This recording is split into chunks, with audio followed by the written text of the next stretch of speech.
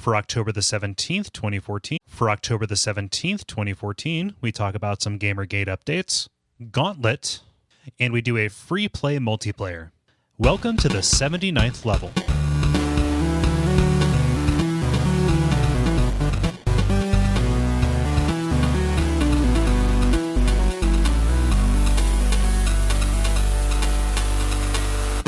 My name is Cole Ross. I'm Dennis Furia. Dennis got re-rolled, so it's Jala Valentine. you mean Ben? I got re-rolled? Oh, not Dennis. Sorry, I'm always replacing you. Okay, somebody with a D. David. Yeah, I totally got thrown off myself. That's because I don't have Ben here to completely screw up, so I just screwed myself over. That's fine. Yeah. There, I just filled in for Ben completely. Yeah. Well, and David. And one of those D names. What is your real name? I said Jala Valentine, but it's Jala Prendes. Okay, cool. Either way, whatever. The fans want to know. Yeah. And so David couldn't be here tonight, and Ben will be joining us here very shortly. But we're here for The Level. This is a podcast for people who love video games. Boy, this is a busy season, you guys. Yeah, it's crazy. Yeah, a little bit. So getting ready for the Portland Retro Gaming Expo coming up here. Ben is going to be at that. I'm very excited about that. Going to be hanging out with the fellas and ladies from Video Games Hot Dog / Taco. Going to be doing going to be doing some karaoke and drinking and stuff. It's going to be a good time, but I'm very stressed out about flying. So here we are. You know what's funny is when you said it was a busy time, I took it to mean like all the big name releases that have just hit. No. We don't do that. What does he care about that? Yeah, no, we can't play those. We don't have any modern systems. No. I'm not even sure what we're in PC land. We're fine. Yeah, there was a guy on the Facebook wall who said game content starts at 4102 on the most recent post. I was like, yes. I wasn't sure to be like sorry or you're welcome. Yeah. I want to throw this out just because I have been guesting on a couple of shows here, oddly. I just tonight got finished recording with the guys at Gaming History 101. That is gaminghistory101.com, talking about horror point-and-click games. So think like Clock Tower or Uninvited or such and such. And it was a good time. I would recommend you check that out whenever it comes out. And then in addition to that, I also guested along with Gary on the Short Game podcast, talking about like how do we fit games into our lives. And that is a cool show run by cool dudes. So all of these are good things. I just want to get those out of the way. I didn't mean to quash conversation. No, that's awesome. Yeah. And you've got a horror point and click game coming up in the near future for WAF, right? Yes. I talked about I Have No Mouth and I Must Scream on there, which is a game I recommend everybody play, but also know that a horror game recommendation for me also comes along with it might not be a very good game. Which, depending on your tolerance for old school point and click games, and your ability to kind of look more at the story than at the way that it kind of like, at the puzzles it's forcing you to do. That is a fantastic game that I really, really like, and enjoyed even more on this playthrough. Nice. Yeah. Good to hear. Can't wait to hear all about it. Yeah. every last detail. Can't wait for you to beat it to death. Yeah. So has anybody? So those are all the things you could be listening to, but you're actually listening to The Level. Yeah, you are. What are you doing? Well, no, you're listening. There is plenty of time to listen to all this content that's happening. At no point is there ever any scarcity. This is true. Yeah. So does anybody have any cool stories from this week? I have a very short one, which is kind of related to me being Jala Valentine. They are making a Resident Evil TV series franchise thing, but it's based off the. It's being based off the movie. You're rushing to the brief. Oh, Sorry. I was talking about personals. Well, let's do that. Let's talk about the brief. You said a story. That was a story. Okay, jeez. Okay. That's my It's okay. cue. It's okay. Oh my God. Look, everyone makes rookie mistakes. Stop. Okay. You know, we can't all be the I am veterans. trying to keep We this jump? going Okay. forward, Hey. so it's not 4102 before we talk about something. Okay. Don't worry. No. It's a safe place, Jala. Just let me put up the fence posts. Okay. Here we go. This week we've got some brief stories. We're going to do a free play multiplayer and then talk a little bit about what we've been playing. Let's do the brief. Okay, it's time for the brief where we talk about the games we're playing. Jala, do you have one? Wait, no, I've got a story about Resident Evil. I'm going to steal Jala's. Swooped. Boom. No, I actually don't. Go ahead, Jala. Go ahead. No, go. Say it. Resident Evil is being made into a TV series, but it is based off of the movies rather than the games, and it's supposed to be coming out after this last movie is out.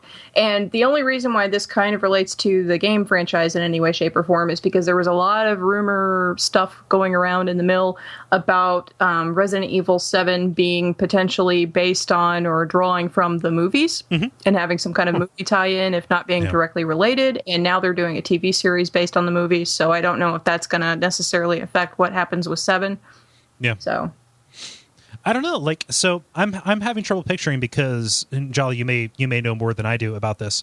The movies got pretty like post-apocalyptic after like the second or third one. yeah, I actually have only watched, I want to say it was the third one. And Me too, like, actually. yeah, okay, well, there you go. And yeah, that ends with basically an apocalypse, so yeah. I fell asleep. That's the one that had what passes for Claire Redfield in that universe, right? I think So. It's like in a desert or something. Yeah, I fell asleep during it, so it's really, really, really, really hazy. Yeah, I wasn't I didn't really get into it, and it doesn't help exactly that I didn't see anything that came before it or anything after it. I just saw the one thing and I'm like, okay. It's really what's going on? Go ahead. I'm just trying to process and diagram this back. So we're going to have potentially a video game based on a TV series, based on a movie, based on a video game. Yeah. It's a transmedia franchise with lots of cross-pollination and meta marketing results. I feel like we're missing out if we don't work a graphic novel in there somewhere. Hey Dennis. Yeah. I'm going to say something to you. Second screen experience. Okay, I was going to say, if it's synergy, I might throw my computer across the room. Oh, how trite do you think I am? Have I really set the bar so low, Dennis? Have I really set the bar so low? No, just as low as second screen experience. That's like the verge of my computer throwing this. God damn, marketing is awful. So sorry, Dennis. Yeah, I like it. I hate the machine that I am part of. There you go. Well, if he throws his computer, does this mean that you're going to sound like Stitch when you do it? Like you've said that you do when you get mad? This is true. I do get a Stitch voice when I'm completely outraged. I don't know that I've ever heard you genuinely angry, Dennis. No, I think David and maybe Jen are like the only people who have ever seen it. It's like I can think of literally 2 times when I've been that way, and none others. And one was around David, and one was around Jen. So neither in the moment I have only was heard legends. Yeah, neither in the moment was it directed at the person I was around though. Yeah. So it's God help me if that ever happens. I might grow an extra pair of arms and start like Goro. Or like Stitch. Yeah, okay. All right. Yeah. Sorry. I forgot that crucial fact about that Disney character. That's okay. All we have to do is spray you with water and you'll be fine. That's right. So. That's right. It's Goro by way of Dennis, by way of Stitch. Yes, indeed. Yeah, but no, computer unthrown. But that's I'm amazed because the movies, as I remember them, are passable. Like they're not bad, and I can't remember which one in the series I watched, but I genuinely enjoyed it. Like it was fun to watch, and I'll never pretend it was great or anything, but it exceeded my expectations for sure. And so it's just interesting that this seems to be the franchise that does not get terrible when stretched across all these different mediums. I'm wondering if, like, in 2005, I drunkenly stumbled across a monkey's paw, and I have no recollection of it, and I wish for all these things, and it is like a 9-year monkey paw where they just start happening. Because, like, we got Twin Peaks back, and then we also got, like, a Mist television series. Like, all this stuff. Like, I was, like, a TV-obsessed Cole. Came across a monkey's paw, and wish for all this stuff that may not turn out okay. Yeah. Yeah. We can see it. Do we know anything more about Twin Peaks than the last time it was talked about on this program? No. There have been some articles that have been like, what will the cast of Twin Peaks look like right now? And then it's like well-lit shots from the television show where they look like sexy TV people, and then very like overexposed and unflattering, poorly lit shots of them on like at like an event. Like, oh, everybody's aged so much, and it's like, yeah, dog, 25 years, and also lighting. Yeah. Yeah. Interesting. Are there any other details about the Resident Evil series that we know of? Not like a really. release date? At this point, no. At this point, that I know of, it literally was just released out there as a little news clip yesterday. So I've looked around several different news sites and didn't really see anything else on it that was, of any real relevance. So, yeah, it was just something I was... It caught my attention just because of the whole tie-in with Resident Evil 7 and what that may or may not be. So, yeah. I'm going to add Ben to the call. Let's see how this goes.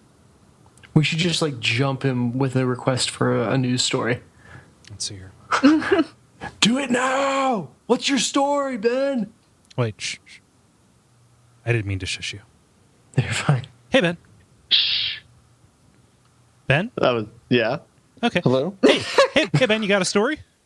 I do. Cool.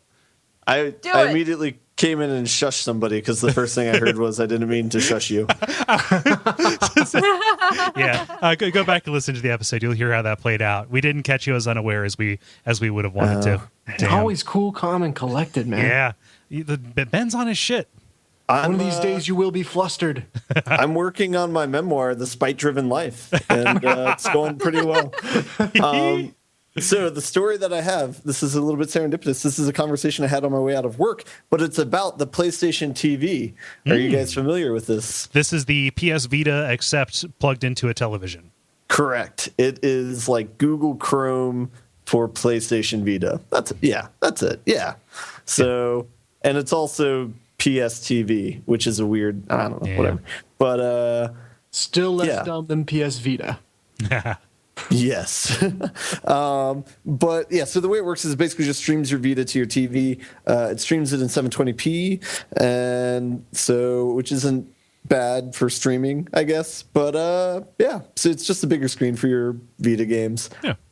I don't know how stuff like what is it? The game that you talk about, Dennis, the one where you have to spin. Oh, Metrico. Yeah, that would not work that way. I don't know how that works for that. Yeah, so I'm just trying to imagine someone with like their 50-inch big screen TV trying to rotate it. Every time you want to look like a ballet where they pivot their gaze upon the TV as they spin around. Yeah.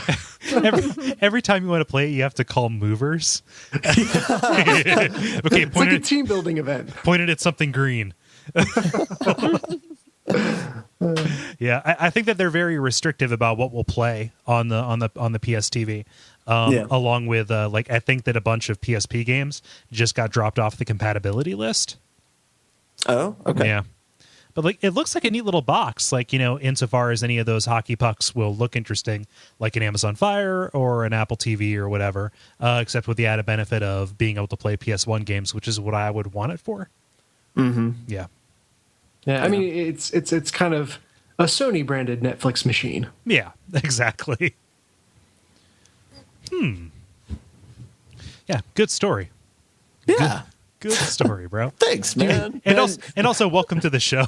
We jumped you in. Yeah, sorry for my tardiness. No, that's fine. Today is the final day before our PRGE trip. So, yeah. I'm looking forward to this, man. Yeah, me too. What's up, Jala? It's because you were gone that I was thrown off balance and my universe exploded slightly, and You got to go last. My everything. I know. I didn't know what to do. It all blew up. Everything. It's a lot of pressure. Yeah, I was gonna say. Now you know what I feel every week. You understand that is self-imposed. If it was my will, it would be done alphabetically. Ooh. By first name or last name? Let's go by first name. Middle name. Curveball. No one's expecting. No one sees it coming. Trick question. I have no middle name. That means you're first. Is that how that works? Depends how you sort. Yeah. Dennis, how about you? Small story. RuneScape is now getting a digital card game. So the first reaction is, oh my God, I completely forgot about RuneScape. Yeah, I know. That's what everybody played in high school because they couldn't afford to, or they couldn't convince their parents to pay for EverQuest. Yeah. Like that was my high school. That was like, you go into the computer lab to work on the project and just try to find the computer that's not facing directly towards the teacher and play RuneScape all day. So I have not gone back to look at that game. I have to imagine over the 10 years since I've played it last, it has to have evolved so much. But I spent many a day fighting chickens and crafting bronze armor and such in RuneScape. Yeah. They had a really interesting take on PvP. I don't know how much this has been replicated. God, I'm talking about the systems of a game 10 years ago, but it came where the PvP area was just the wilderness, and the further you wandered out into the wilderness, the higher level difference it would allow you to fight each other on. And so, like, if you were just a little bit in the wilderness, it'd have to be like plus or minus 1.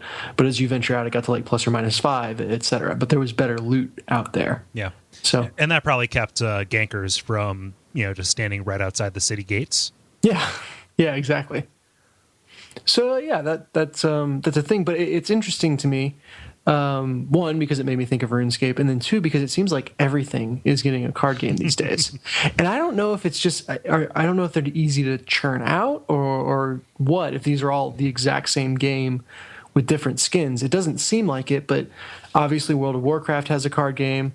RuneScape has one now. Assassin's Creed has one. Uncharted has one. Really? It's just it's very, all these like, big names that are completely unrelated to collectible cards seem to be venturing into the collectible card area. Ben, specifically the digital collectible card area. Yeah. Ben, I know you can probably speak to this, but like a lot of game developers, when they're designing, they often prototype either in cards or on like tabletop, right? I have no idea. Oh. I have no insider knowledge of that sort of thing. Oh. I know like when we were talking to Chris Avalon, you spoke as though that was something you did. Prototyped? We don't prototype in cards, at least. Yeah. So, but you prototype in physical models. Yeah, correct. There we go. But there is also, to go with my story, a Resident Evil card game too. Yeah. Hey, is there? Yes, there is. Weird. I hadn't heard of that one. Yeah, I'm not surprised. Yeah. This one, it's interesting. It seems like it's very vague about how it works or what makes it special right now. Excuse me. But it seems like you can kind of build, they're calling it miniature RPGs against enemies, which I'm not sure how that's using the acronym correctly. The only thing I can imagine is that it's a Castle Doctrine style game where, like, you set up your gauntlet of enemies or cards that you have to overcome, and anyone is free to challenge that and try to beat it, which would be really interesting. But again, it's still very vague on how it actually works. But it's interesting to see this genre becoming so prolific, specifically on digital deck building games that do not have a physical analog. Yeah. Well, you can do crazier stuff. It's kind of like pinball, like digital pinball tables, right? Yeah, that makes a lot of sense, actually. Yeah. Mm-hmm. Again, it makes me wonder how codified the basic systems at play are, and how much, the differences are just window dressing. Yeah. I have no idea. The only digital card game I've ever played was Digimon Card Battle on PS1, to which I was very addicted. But Yeah. Neat. Don't you feel like Digimon's like the off-brand Pokemon? Or am I out of bounds saying that? I feel like that's No, an not accurate. really. I know some people who would probably throw a brick at you for saying that. But yeah, I don't have any like sincere passion about this particular subject. No, but no, I do think that Digimon is neato. The games are not nearly as neato, except the card battle game that I played. The Pokemon video games are much better though. I'm going to go out on a limb here, and I'm going to say that Digimon had the better theme song. I'm not going to get into a 90s off with you, so let's. I'm not going to fall for that bait. Yeah. The final boss of every Digimon game is when your middle school principal comes in and confiscates the game. It just deletes your save. Oh, you remember when you had games on your calculator and they could delete the save just by pulling batteries out while it was on? Yep. Oh, that was so horrible. Yeah. Fortunately, I just used my graphing calculator for cheating. Not cheating, but like formulas and shit. Was that your story? Yeah. my admission that 12 years ago I was probably a little bit academically dishonest, but really it's how you apply it, not whether you can memorize it. Come on. Oh man. So I'm going to do 2 quick bummers just as a little GamerGate update. Damn it, Kole. What's that? You say damn it, Kole? Yes. Okay. Yeah. So this previous weekend, Briana Wu from Giant Space Cat Games and also from the delightful Isometric podcast was chased out of her home by people tweeting violent threats and her home address at her. Oh. Yeah. Yeah. Don't do that. No, don't do that. Don't do that to a human. Yep. Also, literally just today, let's see here. Utah State University received a threat of a school shooting if they allowed Anita Sarkeesian to perform a speech, give a presentation at their common, common time days or whatever it is here on the 15th. So they're trying to decide if they want to let her speak or not because somebody threatened to shoot up their school. Yeah. Yep. So don't do that. Hopefully you guys are listening to it and she's spoken or agreed to speak and everything's gone well. Yeah. Because there's the delay here, so. There is a delay. So that would have happened yesterday or something like that by the time you hear this. But yeah, 2 days ago by the time this goes. So hopefully she is allowed to speak and not, bullied out of this by the.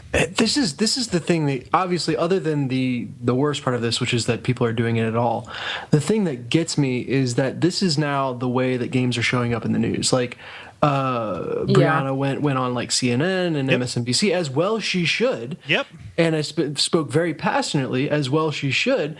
But now to the entirety of popular culture where games have just started making inroads, we've just regressed 20 years. Yeah. Yeah. And we're right back to Dungeons and Dragons days. Well, especially since last time we were talking about guilds and clans and bonding and friendship and other happy things like that, like on the last episode for the multiplayer, it's kind of and then this. Damn it, Kole, where is that nice light that you have that will offset your winter depression? Get this in the room. I can't turn on. I won't be able to sleep. It's right here. I am caressing it right now. Phrasing. What? Caressing. That is good juju. Good juju. That's not on. Otherwise I won't be able to sleep. Ben, I bought a seasonal affective disorder light, just in case you're wondering where that came from. I kind of pieced it together. Okay, cool. If you try to sleep and podcast at the same time, I don't know what to tell you. It fucks up your circadian rhythm. You won't be able to. It has effects. Okay. Yeah. So I don't mean to be like a giant rain cloud. I tend not to talk about this too much, but I don't know. Yeah. I kind of like Briana Wu because of Isometric, and that of all of the most harmless people you could target, what the fuck are you doing? Yeah. I honestly, it's to the point. I don't know that there's anything new to add to the conversation. It's pretty clearly laid out. Yeah. And at this point, I do think, though, there's value in just being a consistent point and saying, no, we still disagree with it. Yeah. We still want, a more positive atmosphere for games that is inclusive of everyone. And it's just because these shitheads are being persistent, I think is a reason for us to be persistent in talking about it, even if, and sorry if this is not necessarily the most interesting podcasting, even if it's not adding anything new to the conversation. I think I said at the very beginning of this whole, when it was all blowing up, that it's, solving this problem is going to take patience and persistence in orders of magnitude beyond outrage and disgust. And, the outrage and the disgust is easy to feel, and it's just as easy to lose. It's being persistent about being a good influence and standing up for people, and again, being a voice that consistently says, no, I support the things that are good in this medium and the actions that are inclusive. That's going to make change in the long run. So I think it is valid to bring it up. Again, not as a let's I don't know what the right way to say it is, rally the fans or anything like that. We're not asking people to circle up. I mean, if you're still listening after some of the stuff we've said about this, you're obviously, at least, sympathetic to this interpretation of events, right? And, we would hope that if you're not sympathetic to that, if you're sticking around, thank you so much. But that you will kind of hear this cavalcade of events and recognize that, kind of our approach is to look at this and say, not only has this crossed the line, but like we crossed the line a long, long time ago. And, maybe hopefully, because I don't think anybody, who's within earshot of this either disagrees with us or disagrees with us so strongly that they are somebody who has participated in a harassment campaign. But this is very much a battle of, reinforcing how socially unacceptable this is by behaving within the realm of social acceptability, which is to say, we disagree with the approach. This is criminal. This is wrong. This is terroristic. And maybe reevaluate, and don't say that's not me if that's still the banner that you're marching under. Yeah. At some point, it's not shitty neighbors; it's a shitty neighborhood. Exactly. Well, and then too, at this point, I don't know what what can really be done in a positive way other than trying to remind people to be mindful of others and of the situation and to keep that, in consideration. So no, like when I'm giving you shit, Kole, I'm just giving you shit, Kole, because, it's the last time you said a depressing thing too, you little rain cloud. So I have to give you some shit about that. But no, insofar as the actual situation, I agree 100%. Yeah, and I know that. I feel a little goofy. Like I feel like I'm hitting the same note, but I don't know. That's what it's going to take, man. Yep. You got to hit that note longer than they hit theirs. Yep. Yeah. Bleh. So I just have a hard time understanding anybody who makes like a death threat to another person, because I feel pretty apathetic about so many things, and it's just like I just can't understand getting that riled up about something. You know what I mean? Like, well, I don't know. In all reality, they're probably doing it as what they consider a joke. Like, I don't think that the person who said those horrible things to Briana Wu was waiting outside of her house, but there's still an inhumanity behind that and a lack of consideration that even if it is a joke, it's a pretty fucking shitty joke. It's on the level of saying bomb at an airplane. It's yeah, you can see why you might do it, but don't. What do you expect to happen? And I vehemently believe that, if their faces or their names were associated with this would not happen. That is borderline on stating the obvious, but I have not seen, outside of political dissidents in Iran or whatever, any benefit to anonymity. In this case, it's only hurting the situation. Yeah. But that is borderline on a political stance, so I'm going to back off of it and just say this is fucking unacceptable. No matter what, let's go to a free play multiplayer. Now it's time for the multiplayer section where we interact with you, the listeners. Dennis, what did you set them up with this time? Oh, you caught me unprepared. I set them up by saying the multiplayer for this week is a free play. Please ask in haiku. And man, did you guys come out in force. This has been a lot of fun. Yeah. Yeah. So let's jump right into it. Ben, why don't you get started off? Okay. I will bypass the level's initial comment and read Giola's comment. In what game setting, though they are often so harsh, would you like to dwell? So I'd have to go something sci-fi, right? it's pretty hard to find non-dystopian sci-fi. That's true. Maybe like a Star Wars game, but then I just want to live in the Star Wars universe. Yeah. I'd be down with Shadow of the Colossus if I was not alone. Man, it's not Shadow of the Colossus. It's so lonely there. But it's so pretty. Yeah. I'll lean into the loneliness. I'm going to say Myst. Oh, Yeah.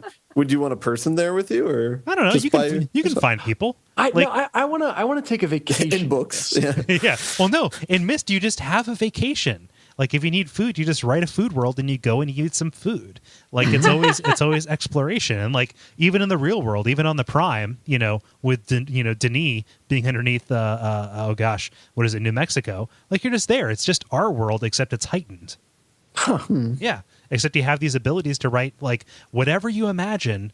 It fulfills that promise of books can take you anywhere, right? Yeah. Fucking Myst. Yeah, Myst. Jala, what you got? Well, thinking about it, I have to go with something that's old and near and dear to my heart. So I would have to say either the world of Lunar, the Silver Star, or of Shining Force, specifically Shining Force 3, because those are two of my favorite old school RPGs, and I grew up with them and laughed and cried with them, specifically with Lunar quite a bit. So I had lots of feels when I was playing that game a long time ago, and it's a very inspiring, very happy and uplifting game in the end. And so for that reason, I think that would probably be the one I would pick. So yeah, neat. I liked Lunar Silver Star Story. That may be one of the most valuable games I own, actually.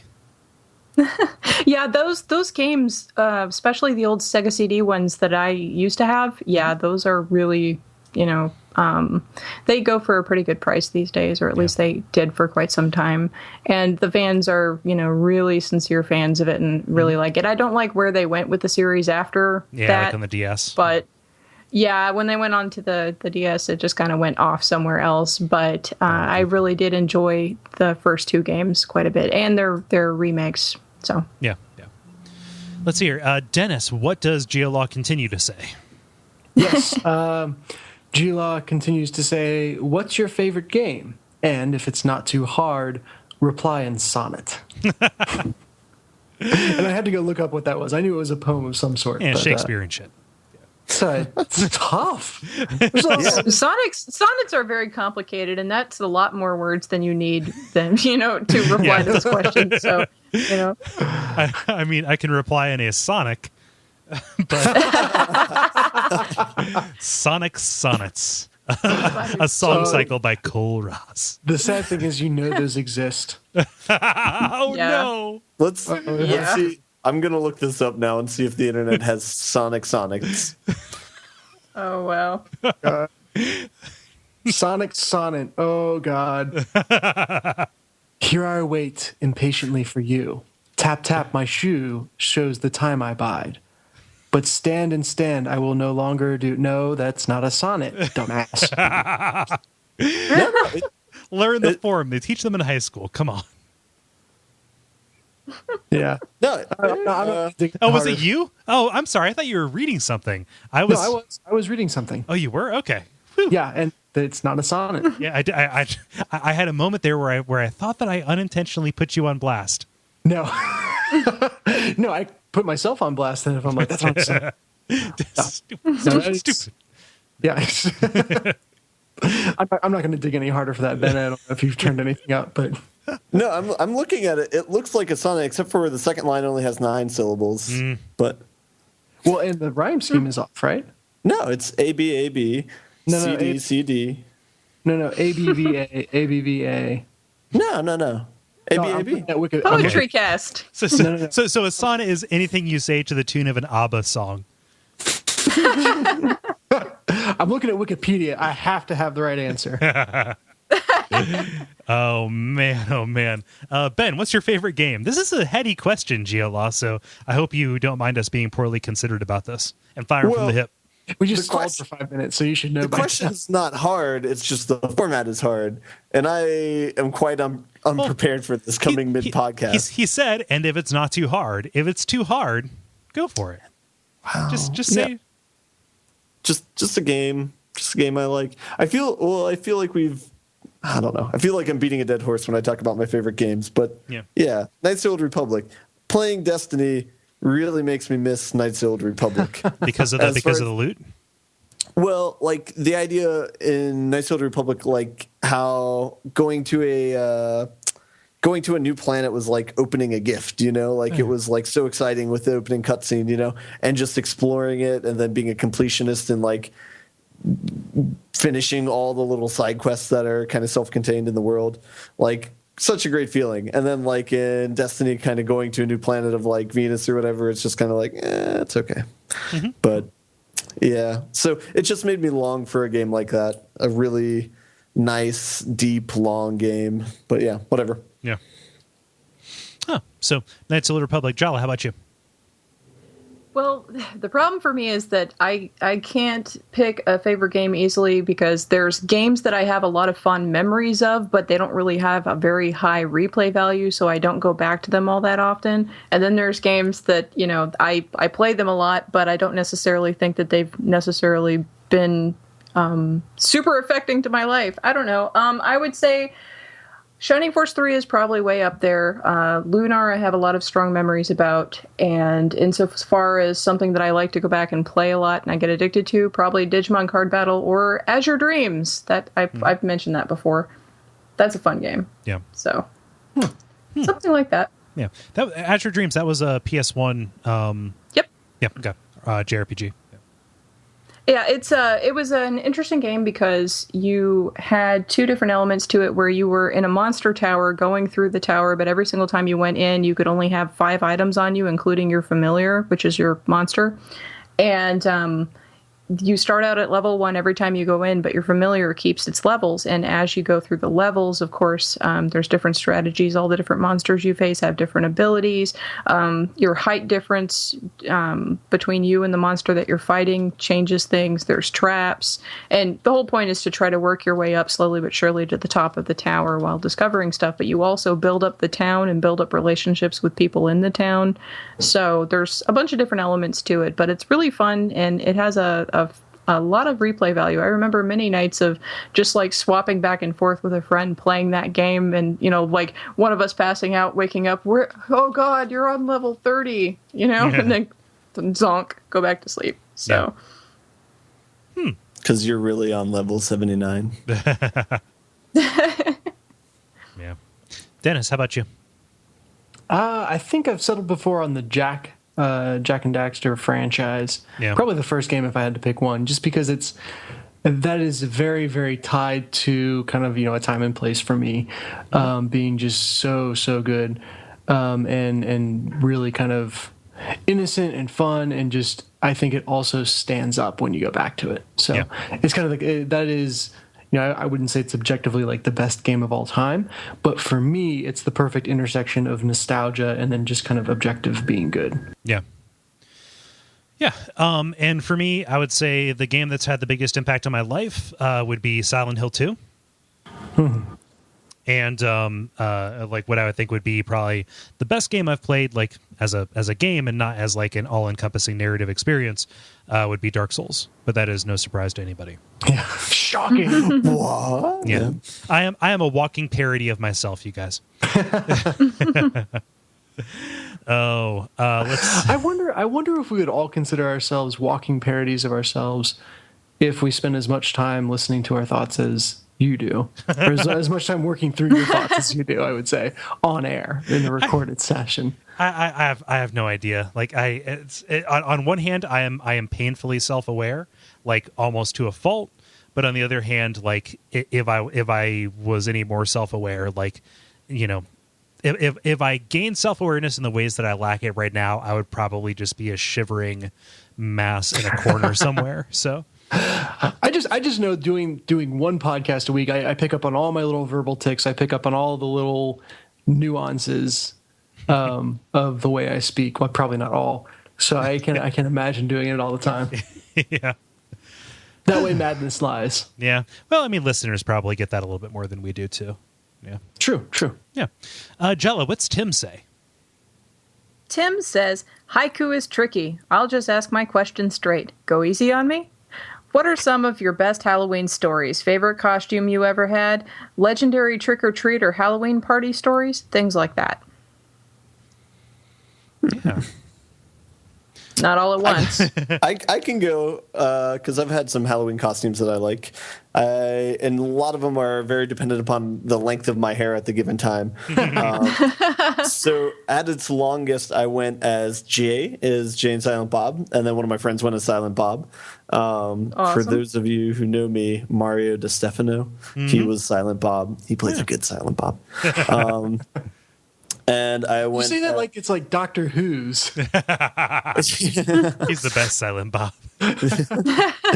And one year when my hair was slightly shorter than that, I went as Christian Bale's character in American Psycho. Ooh, Patrick Bateman. Yeah. Awesome. So I had the plastic suit on and the gloves and everything. Yeah. So that was fun. Did you have a boombox playing Huey Lewis in the news? I did not, but that would. See, yeah. that's kind of very curious and strange to me because in American Psycho, the only scene that I very vividly remember is when he's running after the lady down the stairs with nothing but tennis shoes on and the chainsaw. So I'm like, well, at the strike of midnight, that's what I turned into. Yeah. there. What did he just? Okay. And Mario was walking along with you dressed as an ATM saying, "Feed me a stray cat." Yep. And I did. And then finally last year I went as Edward Snowden, which when my hair was at its shortest point, and I was really happy with that costume, but not a lot of people got it. Yeah. Sadly. Just a dude. Had a briefcase with NSA and crumpled up pieces of paper coming out of it. Nice. Yeah. Actually, I now that there is a third member to the family, that's opened up a whole new slew of costume options to us. Oh, group costumes. So I've done group costumes as long as I can remember. But my favorite has from this year, and you might see it again if we do anything Halloween related, is I went as Batman, Jen went as Catwoman, and then we found a Robin onesie for Luke. Oh. So it's literally I've got a sidekick, which is pretty phenomenal. If you have a boy wonder. Congratulations. It's a boy wonder. I'm sure this is entirely unoriginal, but what you ought to have done, like if Luke was maybe like 2 months younger, you could probably have convincingly dressed him up as a face hugger or as a chest burster, and slapped him in a baby Bjorn on the front of you and dress up Jen as Ripley. Yes. Oh God! It's not too late, Dennis. Awesome. Oh, that's good. Oh, man. I guess what I'm saying is it's not too late. What would it take to dress him up as a head crab? I don't know. Just give him like a snowsuit and a couple of like wire coat hangers as legs. He's not mobile. So. No. Oh, that's fantastic. So my favorite costume is now the ones that I will be doing in the future. Oh man, Jala. When I was little, I was a tomboy, and so I would do all different kinds of stuff. Like I insisted on being Raphael the Ninja Turtle, for example. Yeah. And they always said, "No, you need to be April," and I'm like, "Oh yeah, what was that?" So, Yeah, I was Raphael at one point, and then also I was Darkwing Duck at another point. And so the thing about being Darkwing Duck, and this is something that David can appreciate, is that I wanted to make a functional gas gun, but I was very sad because I was thinking about it and starting to design the gun itself, but then I was like, there's no way I can ever get the gas pellets because they're so totally, absolutely fake, and they don't work. So there's nothing I can do, and I was trying to figure out, is there some way I can get, the fog effect or blah, blah, blah, and I never could sort it out, so I ended up not making my gas gun, and I was very sad about that. But otherwise, I like the costume. So yeah, at some point, like a bubble gun is the closest thing you're going to get. Oh no, but that would not be. I'm very much a picky stickler for that kind of thing. A cigarette jammed into the end of a BB gun. There you go. Yeah, I stopped dressing up for Halloween exceedingly early. Like basically, as soon as I turned 13, it was like, fuck this. My parents will just buy candy. I'll be fine. And I can go out and just mess up people's houses on my own. That's cool. But when I was like in second grade or third grade or something like that, I dressed up as Sub-Zero. Awesome. Oh yeah, Yeah, with like a blue washcloth as my face mask and like a hoodie. Like everyone's like, "Oh gosh, it's Sub-Zero! Awesome, Mortal Kombat! It's 1996." They were so self-aware. Yep. They knew. I thought you said you weren't going to get into a '90s off. BuzzFeed. One weird trick. But and then a couple years later, I went dressed as Cloud Strife, but without the sword. So everybody just thought that I was a dude in a blue sweater. Or like a blue sweatshirt with like a shoulder guard. Like, and my parents had no idea. Like okay, what is this? And nobody had any idea. Like I had like his Tetsuya Nomura like belt kind of thing across there. Like it was like a paintball round holder belt. And like, oh, are you Chewbacca? No. Just because Chewbacca carries a bandolier does not mean, oh fuck it, I'm just a dude. yes, I am Chewbacca. Yes, Give me my candy. Yeah. Well, see, I haven't dressed up for Halloween in a number of years, but then I go to Renfest and I dress up for that. Like I'm usually a belly dancer or some kind of an elf. So I was an elf this time around, but I do that. And then too, for New Year's, I'm going to be dressing up as a flapper because I'm having a 20s New Year's. So Ooh. Nice. Yep, it'll be neato. A lot of whiskey sours. Yep, Yeah. whiskey and gin. Mm-hmm. You can do worse. I'm going to go ahead and go on. No, I like whiskey and gin. I'll be fine. Mm-hmm. It's good. Let's see here. James writes in. He has a couple here. But he has, MOBAs are okay. I always play Dota 2. Would you play them too? No, I'm sorry, man. I'm not competitive enough. I played a little bit on... Oh, sorry. I played a little bit on Dota 2 once because somebody was like, hey, let's play this game, and I just kind of basically just figured out how it worked, and then I'm like, oh, okay, and then we never played again. And yeah. So it's like fighting games. I just don't have it in me. I like fighting games. I have not gotten into MOBAs. But. I played the Lord of the Rings MOBA for a very short period of time. And did not understand it at all. MOBA or the MMO, like Lord of the Rings Online? No, there's a Lord of the Rings MOBA. Oh wow. Yeah, and it might be one of those things where they're like, "Ooh, license it," and then it fizzled.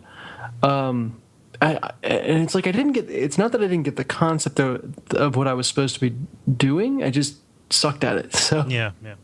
I think it's a teamwork thing, right? Because those games are heavily dependent on teamwork, right? And then the other piece is just the patience. I'd always overextend myself. Yeah. Something that you notice when you listen to like shoutcasts or any kind of commentary about those, people who know what to watch for can recognize, oh, he's going to be screwed in 40 minutes because of that thing he did there. Yeah. And so walking into it knowing that I can just irredeemably fuck myself with any single move, it's paralysis by analysis. Yep. Yeah. Ben? I think the only experience I've had playing those is like old school Age of Empires sort of thing, like that sort of multiplayer. I don't know if that counts as a MOBA or not, but That's more of an RTS, but it's like they spring from similar roots. So okay, then yeah, I have no experience with Dota 2, unfortunately. Same ability to fuck yourself early on. yeah. Yeah. Ben, what does James ask after that? Fun cartoon racers. Kart race. No Mario. Bad. Strangest kart race. I have to answer. Yeah. Zero Gear. Hooray! Yeah. You gifted me a I like copy of that, Zero and I Gear. haven't played it yet. Zero Gear is neato. I like it. It's cute. What makes it neato? You get to design. You can design your little cart guy, and my guy is a cactus, a screaming cactus with an arrow stuck, like a arrow, fake arrows through his head, Like Steve Martin? headband thing. But he's also driving a bomb, an orange bomb. Nice. So it's pretty neat. And like some of the things, they have different things you can do. You can play basketball or hockey or pachinko, and then they have a bunch of different different types of tracks too. So I mean, there's a lot of different things you can do, but it's not something that you play, like long-term marathon, bouts of it. But to play a few games here or there is really, really fun. So Kole, you totally need to play it, and you should play with some of us sometime. Yeah. Because it doesn't take very long. All the matches are short. So once you get in there and once you design your card, it's real quick to get in, and then you can play a few games and then go. Mm-hmm. So. Yeah. Yeah, but I like that one a lot. It's fun. Cool. Dennis, I know you probably have an answer for this. Yeah, Crash Team Racing is pretty good. That's a lot of hours put into that with my brothers. Yeah. Having fun. That is the right time to play, like when you're real little and you have a captive audience. You can punch the person who gets you in the game. Exactly. Yeah. Yeah. Either when you're real little and you can punch the person, or when you can drink. Yeah. Yes. Or when you can drink and you can punch the person. No experience with Jack X combat racing? Oh, I have played that. Yeah, that one was fun. That's the first game that I can think of where you kind of run over the same color pickup multiple times to level up the weapon that you're using. Oh, Yeah. Cool. nice. So it was a nice little concept that added this element of risk and reward to do I shoot this guy now when I think I've got a good shot, or do I wait for the next pickup when I will be able to turn it into a homing missile? Yeah. So yeah, fun. Yeah. I'm real bad about this. Really, I just like Mario Kart above all else, and I don't give anything else a chance. And he said, no Mario, bad? So, yes, no Mario, It was bad. an admonishment. No Mario, bad. But Ben, how about you? So I have two sort of answers. I don't know if Burnout Paradise would count as far as like the messing stuff up counting as racing, because it's not racing. Yeah. But that's great. And then also this one, I don't know if it's exactly fun or not, but the Stuntman video games. Yep. Like those wow. missions are pretty interesting if you like to like perfect something. But that's not interesting for all people. So Yeah. I don't know. I That's love, kind of yeah. I love Stuntman and Split Second. Okay. Yeah, and Burnout, it might as well be a kart racer. So let me throw that in, like Burnout Paradise a million times, Burnout Paradise. Yeah. Yeah. Let's hear, Dennis. What does James's next one is a comment. What does Sean say? Let's see here. Sean says, have horror games gone more mainstream with Alien? Refrigerator. I'm sorry, the correct answer was defenestration. Does that fit? Yeah. It does. Wow. Illustration. Yeah. Nice. Please tailor your jokes to us. Yeah. I'm not entirely sure. Like, I think that they probably won't get more mainstream than they were in like the late 90s with like Resident Evil 1 and 2. Like that was a really big time. It's like old network TV where just the audiences were so big. I'm gonna be curious to see how Aliens and The Evil Within perform against each other, but I think the market is just like way too fragmented. Like to say like mainstream, I don't know that phrase has any meaning anymore. But it's so easy for so many people to get their hands on so many things. Yeah. So I'm going to say, like, if you are connoting mainstream as a negative thing or as something that means it's reached this kind of like saturation point, I'm going to say no. If you're connoting mainstream as like there's a big studio who's willing to put like really high production values behind it, then obviously yes, because Alien exists, and that's going to be like my treat game after I get back from Portland. Nice. Yeah. Cool. I mean, do you guys have any thoughts on that? I didn't mean to monopolize that. No, that was about you it. do have a podcast playing every horror game, so you are kind of the expert on it. I don't know. I don't want to monopolize that. So, Jala, were you going to say something? No, I was just saying I agree with you. Yeah. And yeah. Dennis? No, I'm not close enough to it. I think, yeah, horror games kind of peaked a while ago. Mm-hmm. Maybe in terms of a resurgence. Mm-hmm. I've heard the Alien game is good. So that's the best that's been said about a horror. I've heard also the Evil Within is good. Yeah. So maybe there's a bit of a resurgence going on. Don't know. I don't know. I couldn't be any happier with that. So yeah, it's interesting. I think you could probably track the horror aesthetic kind of weaseled its way into every game for a long time. Like all monsters look like monsters out of horror games now, and it's all like it just doesn't even have an effect on me anymore. Yeah. So I'd be interested to learn more about what Alien does to uses Alien, I guess, to get back to kind of more the essence of what survival horror is versus the art direction of it. Yeah, I've intentionally kept myself kind of blank on it. Not really looked into too many reviews other than like scores, or read too much preview coverage just because I want to preserve it. But I think it goes back to disempowerment and pursuit as gameplay, as opposed to like it is explicitly an Alien game versus being an Aliens game. Yeah, which is a very important distinction. Yeah. So there's no game over in this game. Exactly. It just keeps going. Jala, read what does Sam have to ask us? Sam says, worst game on Steam list, hidden games category, installed Brink, day 1.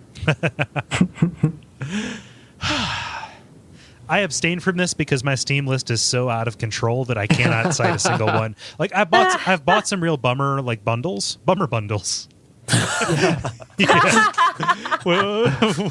Which probably have like really really shitty things, but I don't know. And Ben, if you would like to, you can extend this to like what is the shittiest game that you have in your possession? Ooh, Beyond Two Souls. Did you buy that? I did. Oh, poor man. Yeah, I know. Beijing Olympics actually for the PS3. That one. You still have that? Maybe I would have to check underneath my futon, but that's pretty bad. Dennis, how about you? I'm looking through, and I feel like it'd be a cop out to pick one because I've got a lot of chaff here just from Humble Bundles. Yeah, and nothing that is in a Humble Bundle is outright bad, but there's a lot of stuff that I wouldn't have otherwise. So I'm trying to look at it through the filter of what have I been most disappointed in for what I paid to get it or what I was expecting out of it. Jala, I'm going to make you very sad. I think Dungeon Defenders is my least favorite game that I'm looking at on my Steam list right now.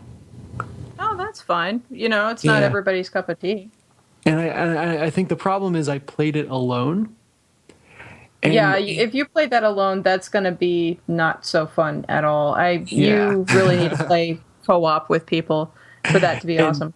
Yeah, and it just moved so slow playing alone. It was such a war of attrition that I couldn't hold my attention. Well, see, that's why I was like, that's why I was telling you, Dennis, no, we need to play that together. But then you hard-headedly decided you were going to go and play. I told you. I knew that. Yeah. maybe it's worth a second chance. Who knows? There's a second one out now, right? Yeah. Huh. There's another version of it. Basically, it's a revamp. They're working on the sequel, but there is a revamp version out that's supposed to be rebalanced, and I do own it, but I need more people to play with because, as you say, it's not fun when you play alone. So I'm not about to do that. Dennis, you're going to make me throw my computer. I'll just wait for the card game. There you go. Yeah. Huh. Jala, how about you? This is mine because it is like it has an interesting premise. This is Rehearsals and Returns. It's an interesting premise. Little indie game with like the wonderful stick figure scribble art and wonderful, horrible typos and all different kinds of stuff. It has a neat premise where basically you go through history and you talk to different historical figures and you get to say whatever you want to them. But you basically you go through the game collecting bubbles that are your options for your talking options when you meet these people. But it's basically the same kind of level design over and over again, and some of the levels are even reused, and you can just look at it and see what the art is like. It has a neat idea, but insofar as execution is concerned, it's a no. Yeah, so I just want to repeat in case other people had trouble hearing it like I did. Rehearsals and Returns. This shit looks like it was made in MS Paint. Yeah, I know. It's seriously just little stick figures and scribbles. Like there are scribbles, and that's part of it, and just like, solid swatches of, yeah. I like to think I'm not incredibly superficial, but that is a huge turnoff. Nah, man, you just don't get the symbolism. Well, and then too, literally just if symbols, but and then too, there's some, like I said, just typos and stuff everywhere, and just I don't even know, like reuse of what bare assets there already are. I mean, if it's that, it doesn't look like it's that painstaking to make. You can probably make more. Yeah. But yeah, that would be a bummer. Did you pick that up just on a sale or? I picked that up just because I was interested in the premise, and I was like, oh, well, I don't know. It's a buck or two, whatever. I'll, take a look at it. And I was like, yeah, it's about what I thought. But it still had an interesting premise. And some of the options, when you get to use certain options with certain people, it was kind of fun, and it actually had a kind of interesting effect. Just thinking about, talking to Napoleon or something and getting to say, one of these different options, it was kind of fun. But that's a neat idea, but, too redundant, too poorly executed. So moving on. Michael Christensen says, am I saying that right? Michael? We need like the pronunciation guide with the lettering posted to our Facebook page. Yeah, phonetics are good. Yeah. So let's go with Michael Christensen says, and Rapture. How can we screw up Michael? Well, it's spelled weird. We are bad at this. Maybe I don't know. Okay. Your name is spelled with a K. I know. I feel I know weird spelling when I see it. Okay, it's not a judgment call. It's a non-standard spelling of a game. Yeah. Don't put me on blast, Jala. I feel just like a basic failing as a human being that trips me up. I can't even commit with authority to one way or another. But okay, we're gonna go with this. Michael Christensen. Let us know if we're wrong in such a way that offends you. Your name is so vexing. And raptured and spent, our hands slipped past your clock. Self-hatred ensued? Edit. Examples, please. Civ 5 for me. So games that you spent way more time on than you expected. Yes. Yeah, I'm going to go with Minecraft. Actually, that's a good one. Yeah, that's a real quicksand game for me, and I think the only thing that has approached it is Prison Architect. Have you gone back to that since you initially checked it out? I'm waiting for them to go to a beta, and I don't think they're ever going to. So why would you need to? I keep on checking back on that to see where they are with the production of that game, and because I'm interested in it, but. I want it to get further along before I do jump into it. So I don't want to have to relearn this game every other month. Yeah, there's that. Yeah. How about you guys? What have you lost time to? So there's two that have caused me to be there's one that has caused me to be upset, but there's two that I've done this with. The first one's Civ Rev, and that one I'm not upset by typically, but sometimes you'll just play it for like 4 hours, and that time does not seem like 4 hours at all. But then the other one is what I already mentioned, Age of Empires 2, man. Yeah. That was the one that would make me feel upset because, like, I would play a game and it'd be like, oh, that took 8 hours. Oh, no, my day. Like, it's not. Yeah. Yeah, there is no just jumping in for a quick spot of that game. Yeah. Mine is definitely XCOM, especially when playing on Iron Man mode. First off, the nature of the game is that there's nothing forcing you to make your next move, which means I will take all the time to consider all the options before making a decision. But then also just the game is brutal in that one bad decision, even really far into the game, can completely screw you over. And if you're, and again, it's self-imposed, so shame on me, but that can waste a good 8 hours of gameplay in one missed shot.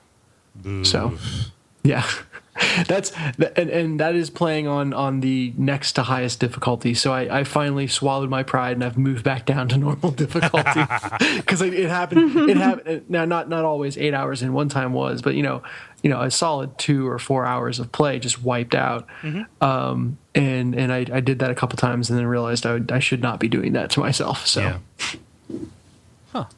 Yeah. Jala, how about you?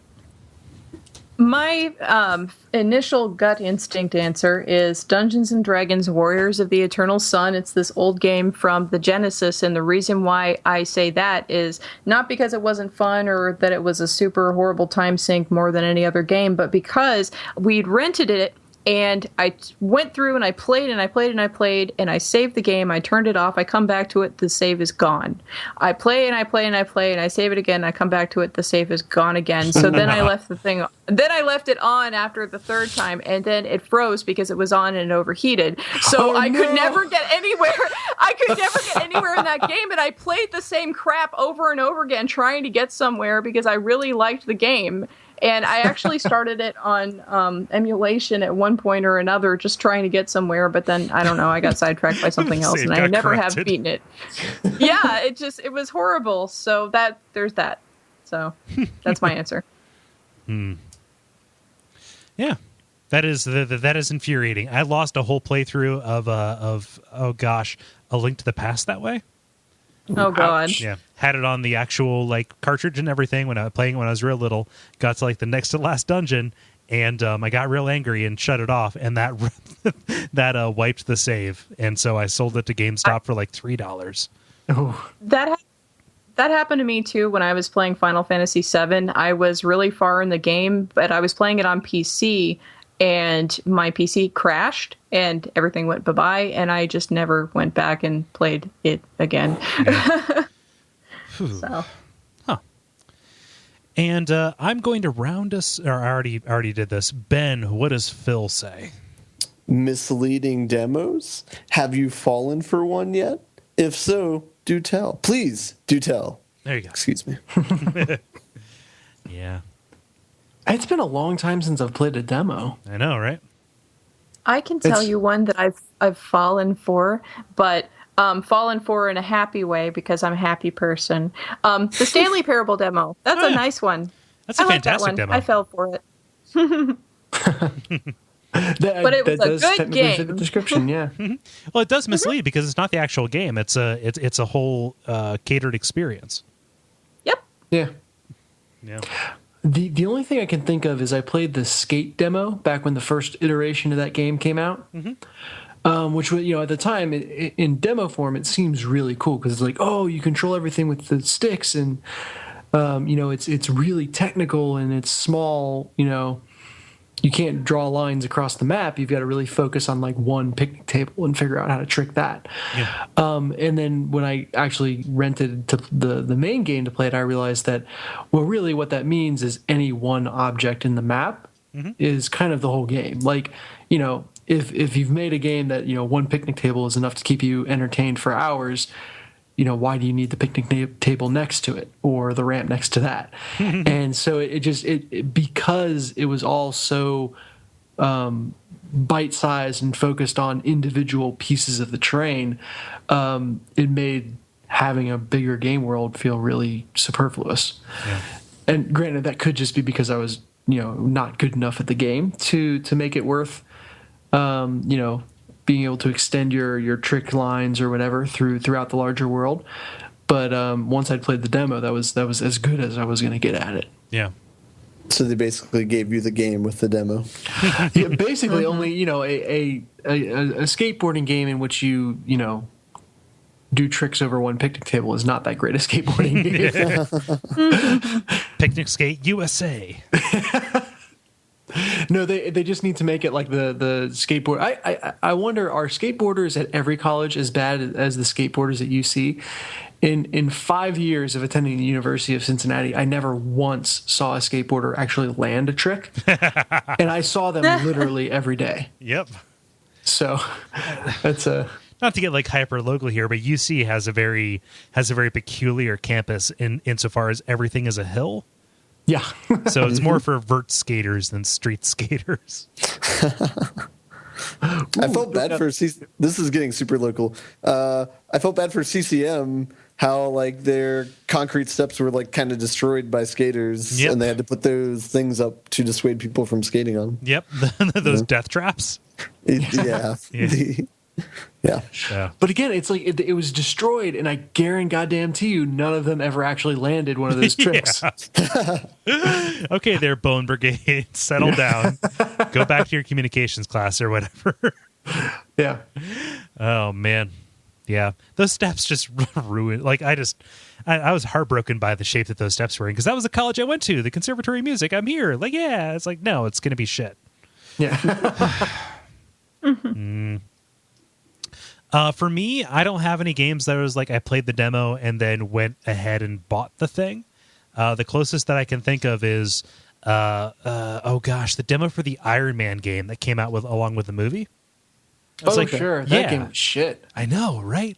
And so I was like, oh, like this is an Iron Man game with flight, and I'm flying around and shooting stuff. And I played. I was like, no. So it's a demo that didn't mislead me. It showed me exactly what I was going to get. Yeah, I think that's my most heartbreaking demo, because I want so bad for there to be a good Iron Man game. I put a lot of thought into that I don't think that there is a shooter or maybe any genre of game that successfully blends kind of macro map traversal with micro encounters. Like, I want the game where everyone, you know, the shooter where everyone just has a jetpack strapped to your back, and it's gigantic maps that you can traverse really quickly, but then I can, you know, land and get into a firefight inside one building. Tribes. Was Tribes really that way? Yeah, Tribes is that way. I got the feeling that Tribes was all macro stuff. No, like Tribes, you had buildings and bases and towers and stuff. Huh. Okay, maybe that's worth me going back and looking at it. But yeah, interesting. Yep. How about you, Ben? Yeah, I couldn't really come up with one. I think the best I got is Resident Evil 5, because you played the demo and you're like, oh, that's not bad. And then you play the game and you're like, it's kind of bad. They never have a horde of zombies like is in the demo sequence again.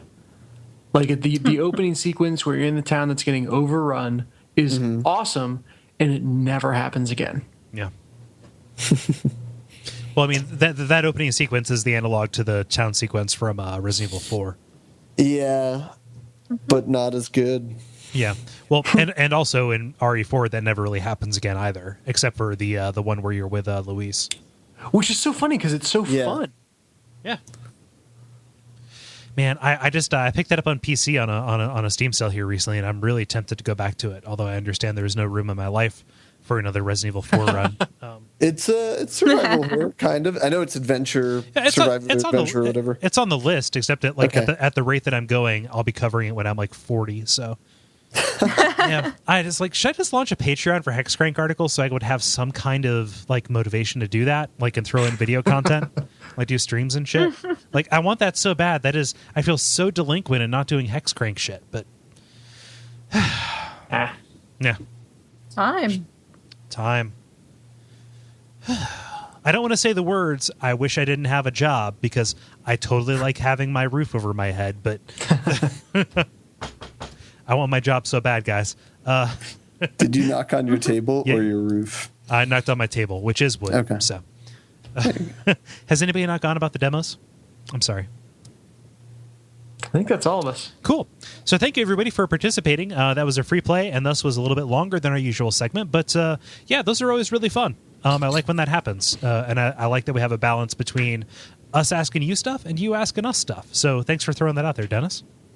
Yeah. Thanks, everyone, for responding in haiku form. Yeah. Was that just a whim?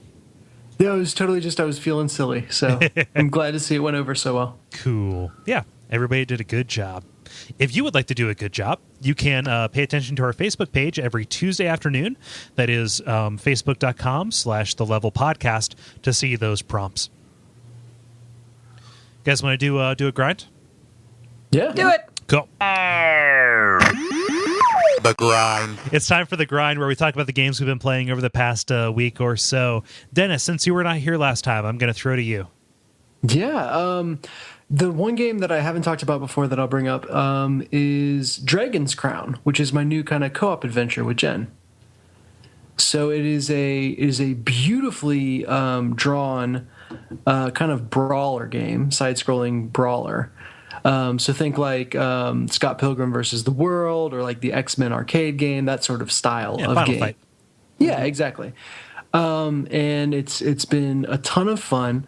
But anyone who's seen the artwork for this game, particularly of the female characters, Yeah, that's the thing that everybody knows it for. yeah, exactly. That's what it's known for, which is super unfortunate. So it was available for free on PlayStation Plus, and I kind of was like, oh yeah, hey, there's a new co-op game we should try, without really registering what the game was. And like the second I saw the sorceress, I knew, okay, oh god, it's that game.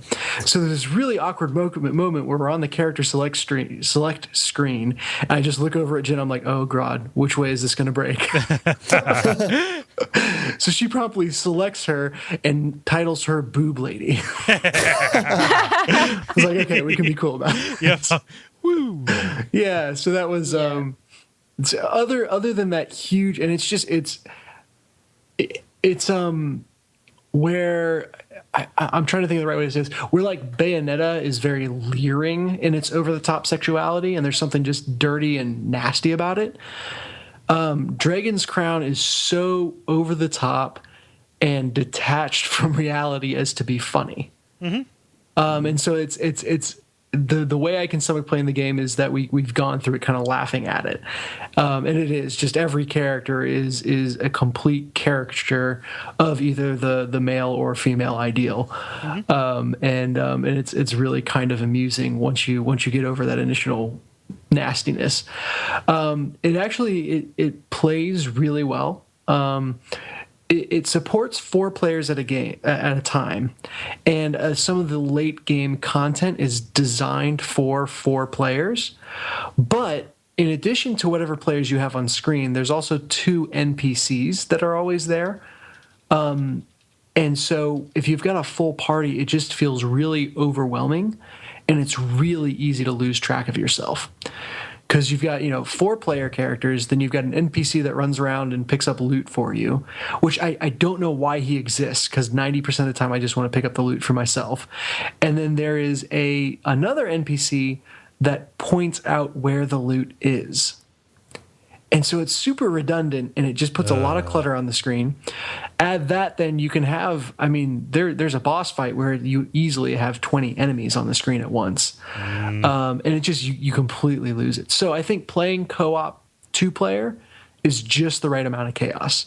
Yeah. Like then you can kind of work together a little bit and get that experience without being completely overwhelmed. So that's actually worked really, really well. The character upgrades that you get feel meaningful and change the way you play. So I'm playing as the dwarf. I named my dwarf Beardman. So we've got Boob Lady, and Beardman going at it. And his kind of thing is that he can pick up and throw other characters as an attack, and that kind of informs the way I play. He also has a special attack where he just kind of glides through the air and drops bombs. How that relates to a dwarf, I'm not sure. but it allows you to cover a lot of ground and kind of do damage to anyone below you as you're going across. And so literally when fights get too crazy, my tactic is just I will glide from one side of the screen to the other, dropping bombs while Jen does all the real work. And then yeah, so it's that's satisfying. I'm trying to think of specific examples from Jen's kind of skill sets, but I can't think of any, probably because I'm lost staring at the boobs. But the other really confusing and frustrating choice for the game, so the actually playing it is a lot of fun. The really confusing and frustrating part, other than the sexism, is when you get to kind of the part where the game opens up. You kind of play through all the areas linearly, and then something happens that opens it up, and you need to revisit all of them with a new objective. Huh. But at the same time, it takes away your ability to select which area you go to. So there's a gate that you walk through to get to the level select screen, and at the point the game opens up, you apparently find out it's a magic gate, and for some reason the magic is not working as well. So you can go through the gate and be teleported to a random level. What? Yeah, which is complete bullshit. Okay. Or you can go to the stables and pay for a horse to get to the level you want. And it's like, I don't understand why they would put that in there. If it was some kind of like arcade quarter eating game, maybe I could understand that. But it's not. Like, it's designed for a home console. Why are you restricting me this way? Yeah. Just super annoying. So that slowed us down getting through the end game content. But playing through the original linear quest is a lot of fun. And aside from the hypersexualized characters, it is drawn absolutely beautifully. Like, just the art of the world is really cool. It's disheartening to hear you say that it gets visually confusing and cluttered at times, because for as much as I want that, for as much as that feels like my ideal, which is an HD game, which is hand-drawn, right? Because, 2D can be helped by high definition as well, especially something that is, as flowing and illustrative as this game appears to be, right? It feels like the ceiling on that is, our ability to process what's on screen. So it's either exercise restraint, which who would do that, or, like default to something that is a little bit lower fidelity. Yep. Yeah. And it's, I would say for the majority of the game, it works and it doesn't get too cluttered. But some of the more intense fight, you wind up just button mashing because you can't process it, like you said. Yeah. When you say you can, upgrade your character in meaningful ways, does that alter your moveset at all, or does it make you more effective at doing particular things that you already can do? It does. It gets you new moves. So if I hadn't bought the original like Bomberman skill or whatever it is, I wouldn't be able to do it at all. Yeah. So yeah, it definitely changes the actual moves that you have. Right. Huh. And you're playing this on PS3. Like, this isn't. I know. It's on Vita, right? I think it is on Vita, but yeah, we've been playing it on PS3. One real nice nod that I think a lot of games miss, or just kind of control that they give you, they allow you to adjust whether your character movement is on the D-pad or the left stick. And whichever one is your movement, the other one is your item select. And obviously you want the movement on the one that you're more comfortable with. Yeah. And it's on the left stick by default, but Jen likes being on the D-pad better. Mm-hmm. And it was really easy for her to switch to that while I stayed on the left stick, because that was what I was most comfortable with. Yeah. And I haven't seen a lot of games that give you, one, that option, and then two, allow it to be kind of customized by player. And it remembers that, between saves and everything, which is, that works really, really seamlessly. So the co-op, kind of the technical side of it is very comfortable and works very well. Yeah, it just drops you into it. Yeah. Yeah. Anything else about Dragon's Crown? No, I'm not sure we'll go all the way through to the end of the game, but I'm glad that we played it. Yeah. Well, it's cool that you're like picking up these games on PSN that you can play, with your wife, that you can play with Jen. Yeah. Neato. Cool. Anything else, or is that all? That's the big one. I've been playing more Hearthstone, and I've gone back to XCOM again, doing an Iron Man run on normal difficulty because classic difficulty is insane. And had a moderate degree of success there, but I wouldn't say I've done anything significantly different than what I've talked about before. Cool. Awesome. Jala. Hearthstone. Shit, Hearthstone, not Hearthstone. I know what you meant. I say that wrong every single time. I can't stop myself from doing it. Language is about communication, Dennis. Yeah. You guys know what I meant. Yeah. Jala, how about you? I made the gigantic list of games the last time I was on. I have not really played much of anything since that time. I played a little bit of Gauntlet with David and Nolan. Slade, who was playing our warrior, was not there for that, and I could totally feel it because I'm playing the Valkyrie, and the Valkyrie is if the warrior's not there, the Valkyrie is the only one who's up front, and she's more of a support, not a tank. Right. She has a shield. She can dart around. She does have Captain America throwing shield magic spell type thing. But I was taking the brunt of all the frontal attacks when the mage and the archer guy were in the back. So that was pretty challenging without having the fighter there. So that was the first time we played without a full party, and you can tell the difference for sure. So at this point, I'm pretty convinced that even if we switched out and didn't have a mage or didn't have an archer, that we would still feel the same way. It works much better when you've got the whole team going. So as a result, we probably won't play unless we've got a full set of 4 people. But anyway, so played a little bit of that. I also played, I didn't talk about this last time, the Battlecats, the game that Dennis was just like, what the hell with this game?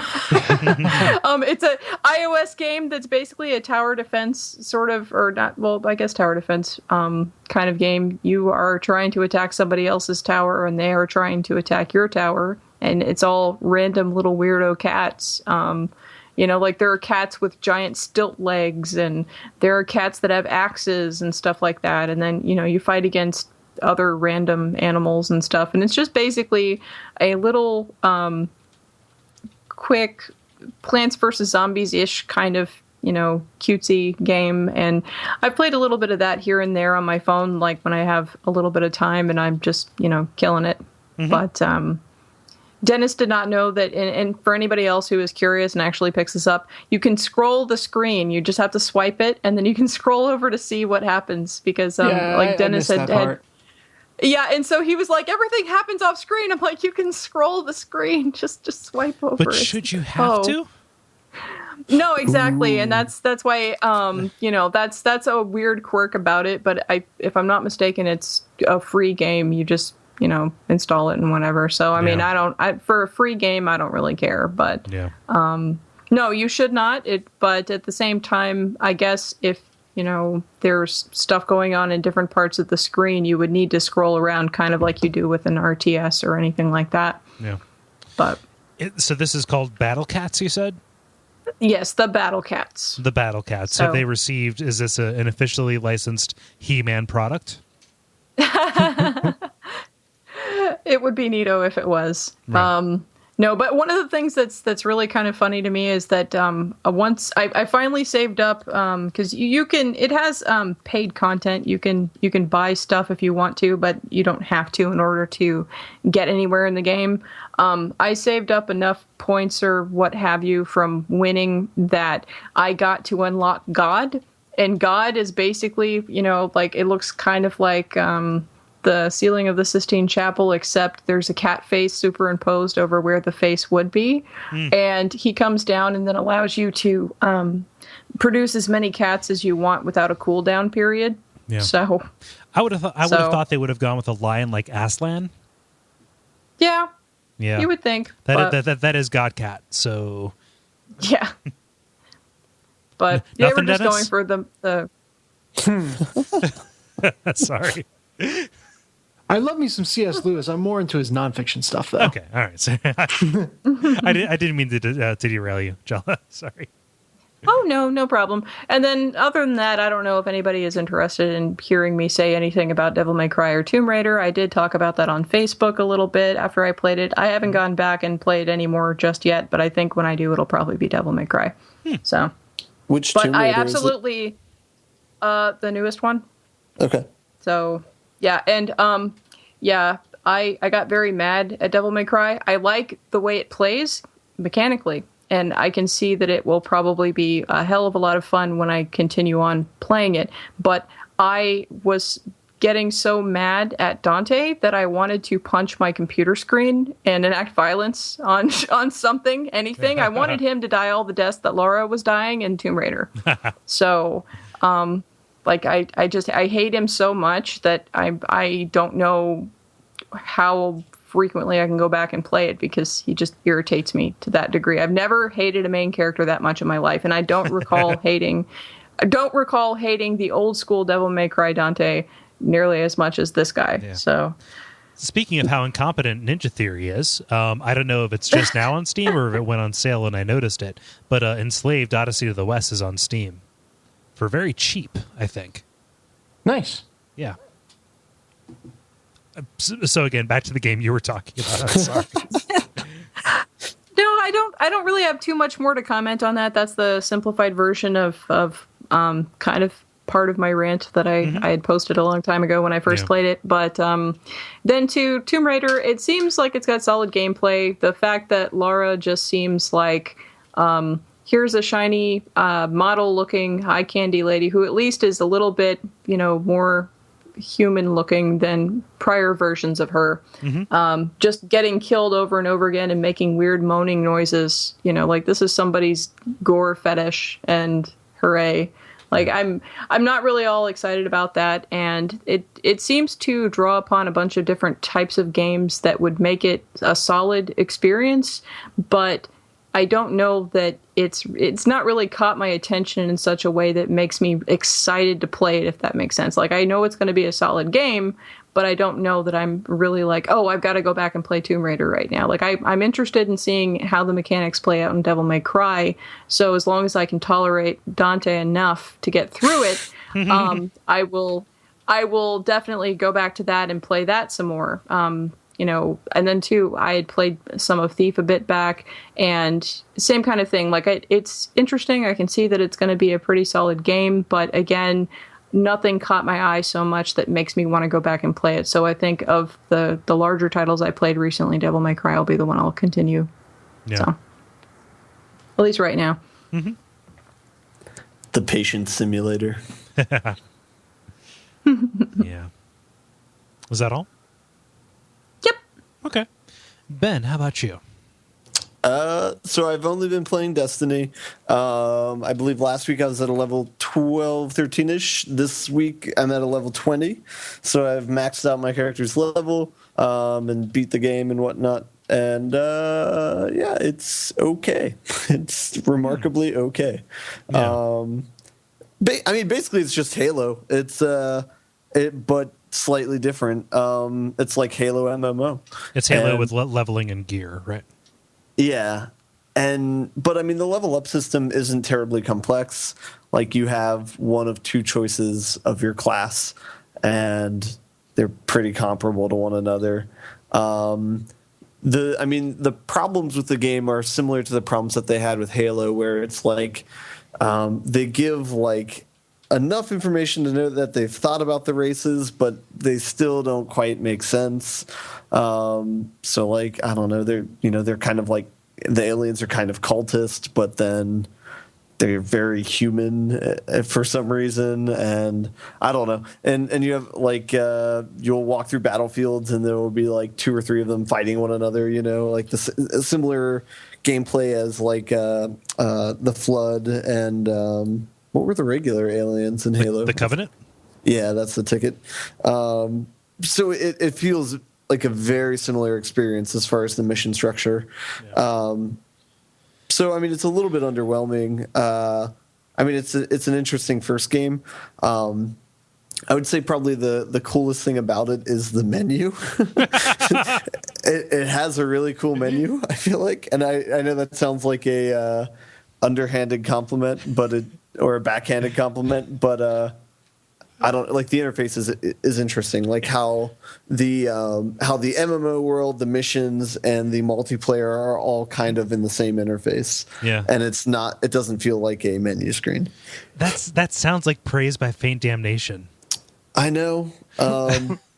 So instead of, I would say that it's not exactly praise, and it's not, it's not a terrible game, but it's not a great game. It's just kind of like, okay. Yeah.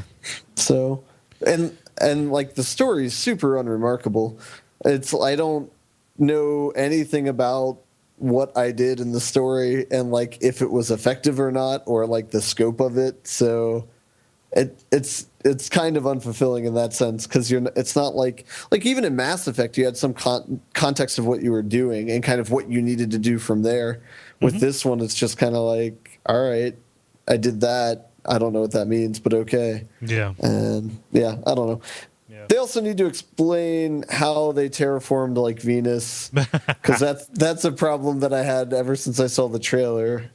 But so the obvious out for them is that they just expand outward into the solar system, right? So they've already done Mars. Oh, yeah, sure. Like they're probably going to be like floating platforms on Saturn or something like that, right? One of the moons of Saturn or something, or of Jupiter. Yeah. Mm-hmm. Yeah. Yeah. So like they have it. They have the path laid before them. I'm curious if you have looked at, or if there's any information about, do they plan to continue supporting the PS3 version of this? Because if this is a 10-year deal, like eventually they're going to start doing stuff that, they're going to want to start doing stuff that won't be supported on PS3 level hardware. Yeah, I need to double check this, but I heard rumors that you can upgrade the PS3 version to the PS4 version for free of Destiny if you get that. I'm not sure if that's true or not. I need to look that up. My understanding is that's like time based, so that has to happen by like the end of this year. Okay, all right.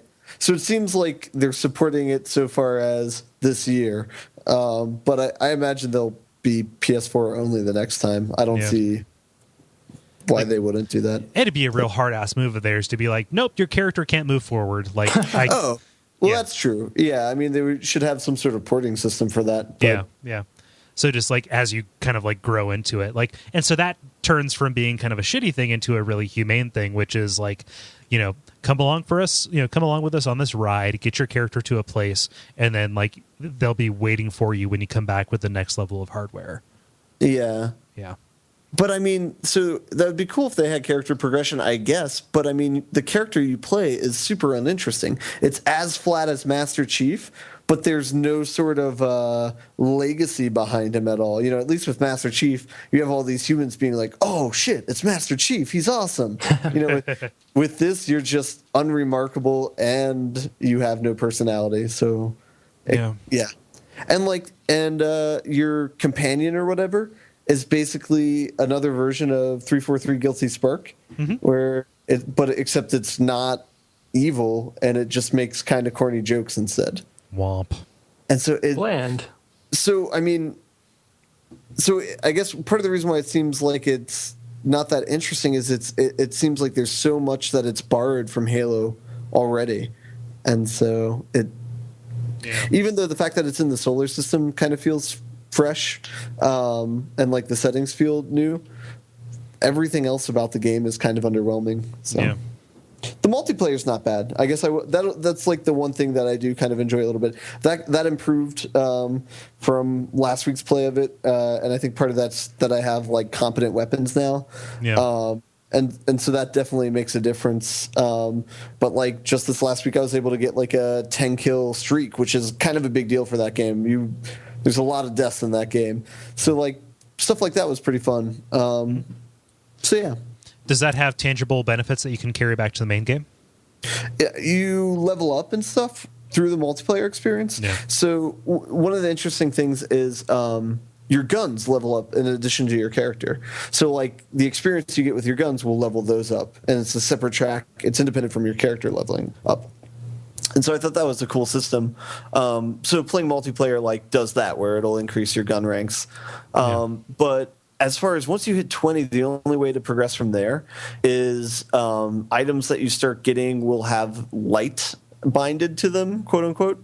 And if you get enough light, you will level up to level 21, and from there you can level up to level 22. And there's some people on there who are like level 26 and whatever.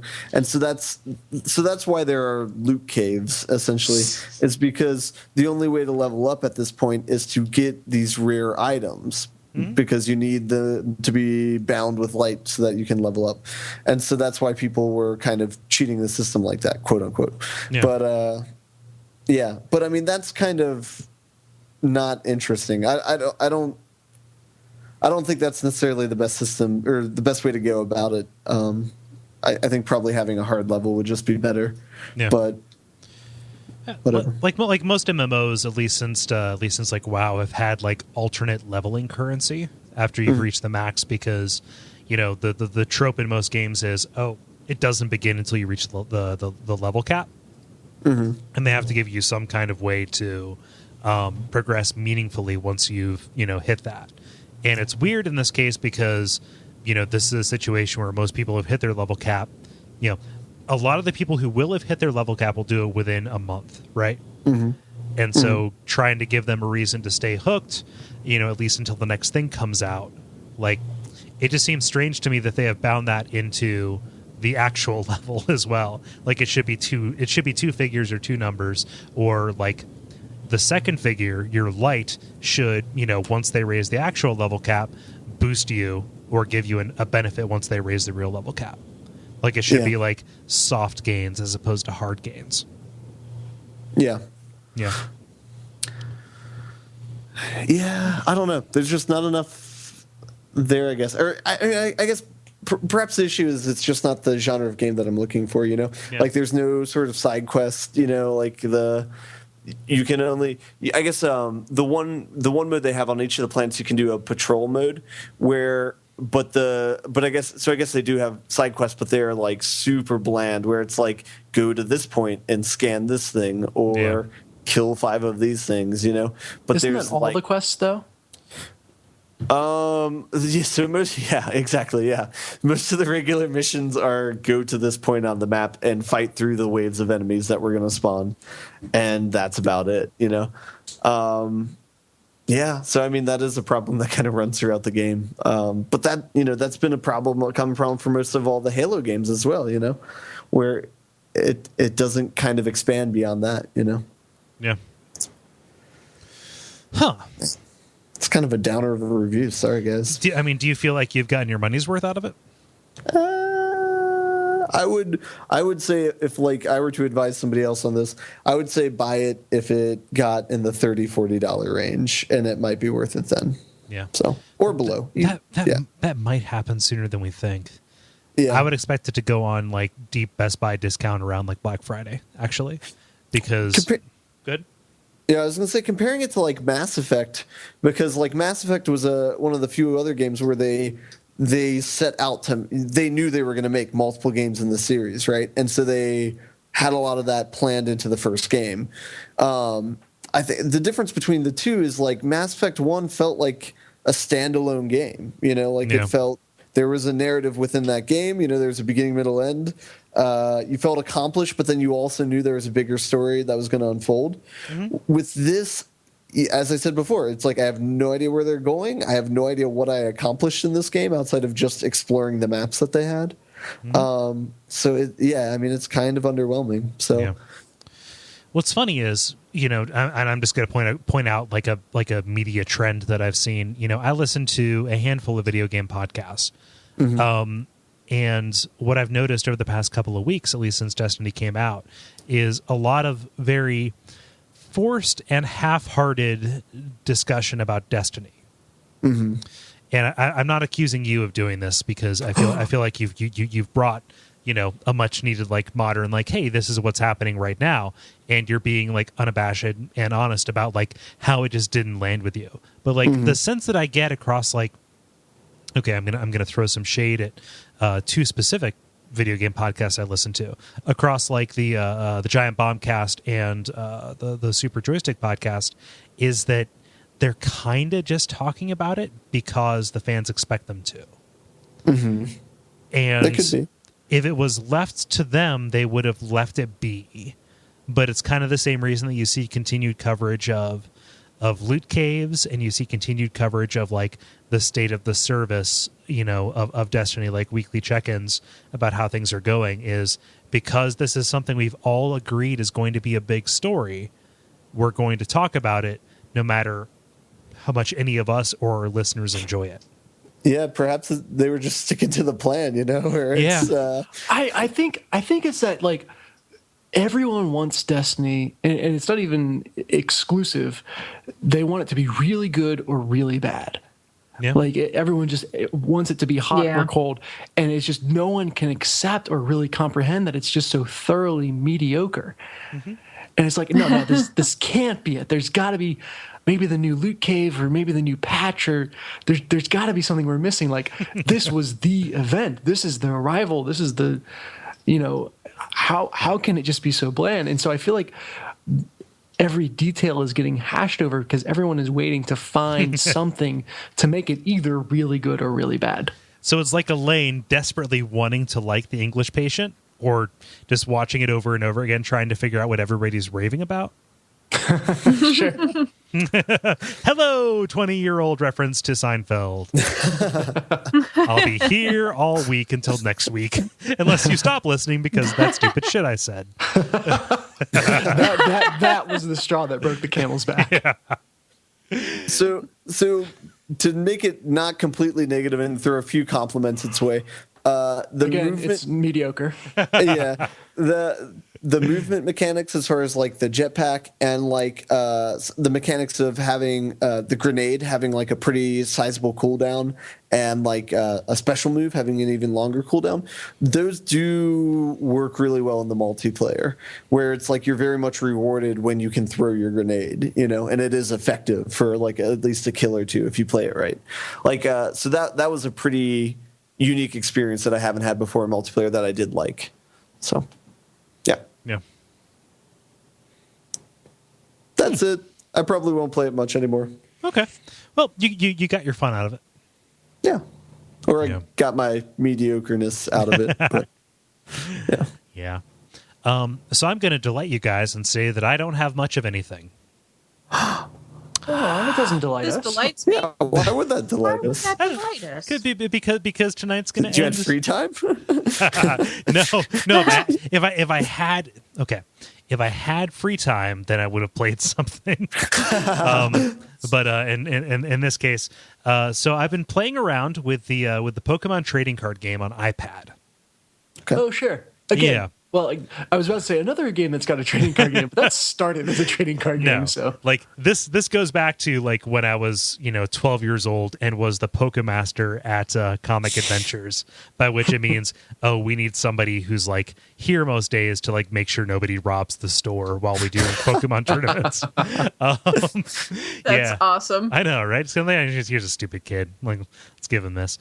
So this is the online version of the Pokemon trading card game that is so popular among the kids 20 years ago. And boy, oh boy, is this just an unplayable mess of garbage. oh no. I know, right? So Hearthstone is a solid game that, let's just see here, works when you try and play it.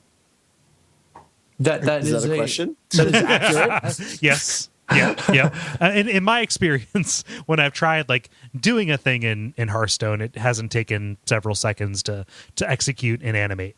Or, You're not on like a conceptual side. You're on like a technical side. Yes. It like works in terms of doesn't crash. Right. So like the Hearthstone is a fun, simplified version of Magic the Gathering, much like the Pokemon trading card game back when it came out was a fun and simplified version of Magic the Gathering aimed at a younger set. Okay. So they're kind of working with, like a similar basis. Okay. The Pokemon card game is fun, right? Like it is a fun card game that just, applies simple rules to these creatures that from these video games. I still have all of my old Pokemon cards. I look through them because the art is kind of cool, and I like seeing Pokemon that I recognize here in this game. However, the tech behind this is so abysmal. I clocked it. It was a 1 minute and 20-second load to get into my first match. Oh. Oh, wow. Yeah. Wow. It might have been more than that because, I just, after a while, I started timing it. I don't know if that was setting up a profile. I don't know if that was doing something else, but like, even when you were inside of it, it was just so chuggy and it didn't feel good to play. And again, I'd like to think I'm not so superficial that, a lack of polish will make or break something, but god damn. It needs to be functional. Yeah. Like, I need to know that when I tap on a card, it's going to recognize that I tapped on the card. Mm-hmm. Cole, are you telling me that you've crossed over to Ben's territory where you like games to be functional when you get them? Yes, Jala, I am saying that. We're developing quite the high standards here. I know, right? I want it to not like cause my iPad to overheat and then melt the screen. And so I want this desperately. Like, I really do, because I like the Pokemon trading card game, and I would love it if every Pokemon game was just mobile, right? Mm-hmm. But this is just such a half-assed implementation that I can't get behind it or recommend it to anybody, even though it's free to play. Yeah. I looked up Pokemon on the iStore, Apple Store, and I found very strange things: bred kittens and bred puppies. And for some reason, they are cats and dogs that have like pancakes on their heads or toast for heads. And I'm not exactly sure what this is about. But what did you do, Cole? You caused me to find this in my Apple Store. I'm going to set it down now. Please talk about something else. Because of a T-shirt design that I'm putting out for the Patreon.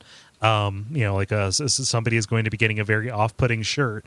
Forever in my Google search history, from now till the end of time, I have the search Japanese symbol for pee. But no, not for pee, for urine. Japanese symbol for urine. So I feel for you, Jala. Oh my. Yeah. So for as much as I would like to recommend this, because I recognize that Hearthstone is a really good game, but there is something about that wrapping that just kind of doesn't speak to me, like even as somebody who played a fair deal of Warcraft, it's like, yeah, it just doesn't draw me back. Pokemon, if it was executed on a similar level, it'd be like, yeah, I know these things. Let's do it. But no. See, if you had said that it was a good game, I was actually going to go look it up and download it. So, damn. Well, I mean, like LeVar Burton, don't take my word for it, but okay, so the performance error, like the performance issues, I can totally write off, maybe possibly to being something like if somebody, gave me a modern iPad, one that just came out, and showed it to me and said like, hey, this works perfectly well. Like, fine. That is that is totally just a performance issue. I have, I dared to have an iPad that I bought in 2012, and hoped that I could run this 2D game. I don't think that it would run on an iPad Air, like at a level that would be considered acceptable. Yeah, they're really trading on nostalgia for Pokemon at this point, I guess. Or just on the brand equity that it has, because they have kept at it for so long that most Pokemon fans now are the same age that I was when I was a Pokemon fan. Yeah. God damn. I also played a little bit of Sunless Sea a little bit earlier. Hooray! Oh, yeah. Cool. Yeah. David will be happy. Yeah. I played it for about like a half hour before this other podcast that I was on. And yeah, it's really neat. I picked it up on Steam. It was like, I don't know, $6 off. I was like, yeah, I'll take it. Whatever. He talked it up enough last time that I was like, yeah, okay. And it's totally cool. It's like FTL, but with boats. Nice. Yeah. Nothing more meaningful than that to say. Just yet. Does it take long to ramp up? I don't know why I had this impression, but it seemed to me like the type of game where you kind of, for things to get really difficult and interesting and not just be, easy or mindless, it took a bit of investment. I don't know how mindless it is, so it does take a little bit to ramp up in terms of it's probably best to read as much as you can at the start.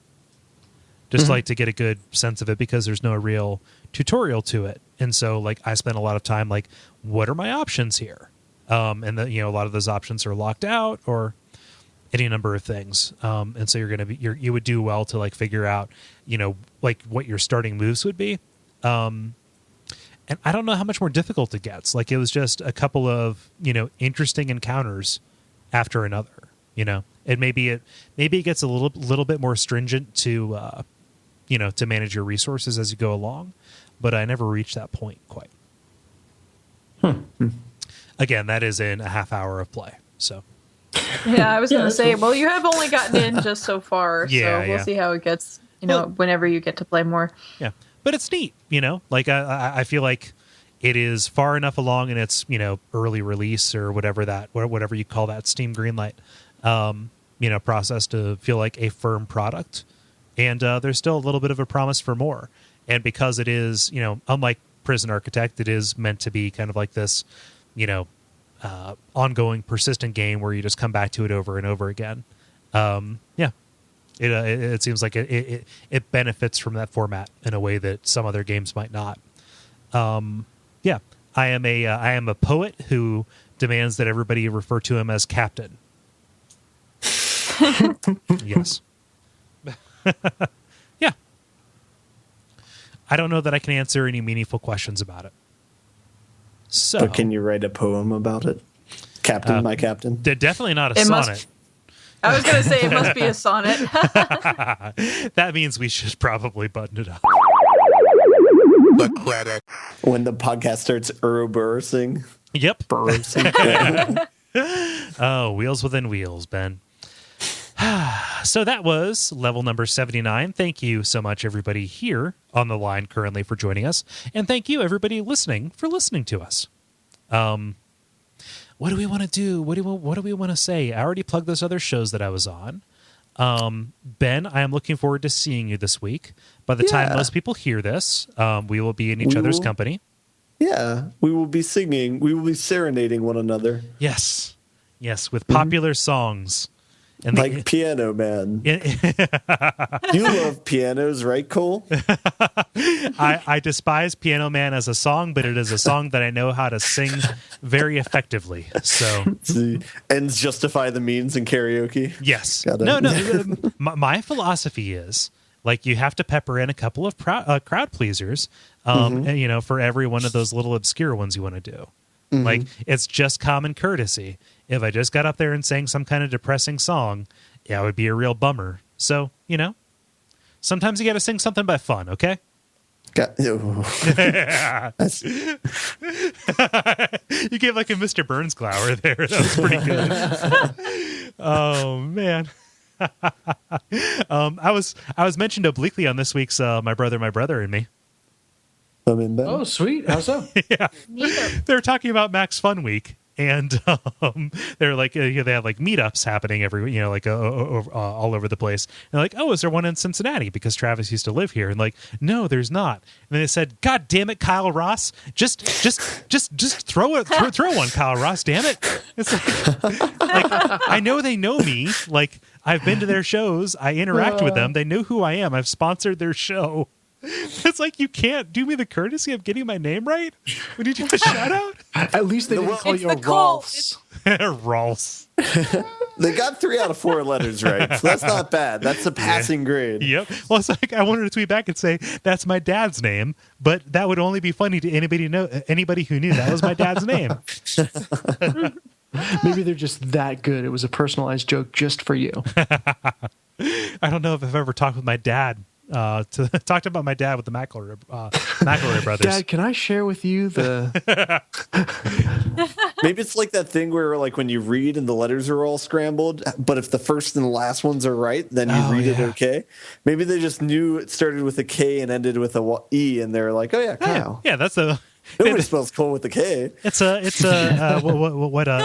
Marco Arment refers to it as the snap to grid problem, where you have a name that is right off of the normal, so everybody just kind of like takes it to the normal one. Yeah. But other than that, you can continue listening to us.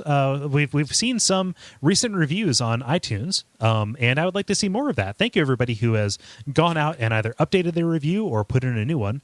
Just search for The Level on, on iTunes and look past Ice-T's show, look past Avicii's show, and you'll see our art. That is a great way to help us out. Otherwise, facebook.com/The Level Podcast in order to participate in our multiplayer sections. And, patreon.com/Duckfeed.tv if you're feeling especially generous. And tell some friends if you know people who like video games. Guys, did I miss anything? It feels good. Cool. All right, so I've been Kole Ross. I am at Kole Ross on Twitter. I've been Dennis Furia at DFuria on Twitter. I'm going to break it. I'm at neonskystudio.com. My name is Jala. You can find me at on around through Twitter, Jala-chan or Neon Sky Studio. Yeah. I have been and continue to be Ben Merkel, and I am at Merkelizer on Twitter. Yes. And your homework for next week is to compose for us your best Sonic sonnets. Good night.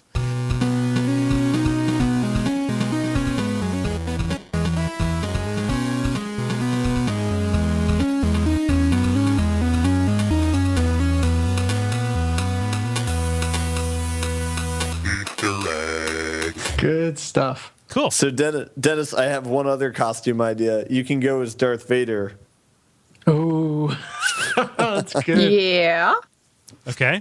That's it. Because then you can I can make Luke, I am your father. Oh, yeah, there we go. Okay. I was waiting for the twist. That's all. That's good. We also considered, so both of us, strange story, both of us were big fans of The Little Mermaid when we were younger. Okay. And so we had briefly discussed Jen going as Little Mermaid, me going as whatever the prince name was, and then carrying Eric. around Luke. Eric, there you go, yeah. I'm happy you said it so I didn't have to. Yeah. And then carrying around Luke in a pot dressed up as a lobster. Yeah. But That's neat. That would only work if his name was Sebastian. yeah. Damn it, now I've got to have another kid. Yeah. It is so decreed by joke logic.